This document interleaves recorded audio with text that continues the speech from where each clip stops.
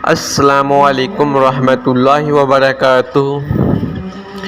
बहुत शुक्रिया कि आपने अपने कीमती टाइम में से टाइम निकाला हमारे यूट्यूब चैनल की वीडियो देखने के लिए।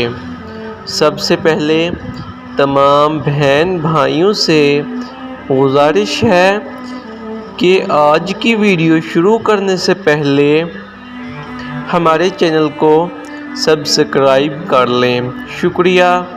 इस तरह की अच्छी वीडियो हमारे चैनल पर अपलोड होती रहती हैं।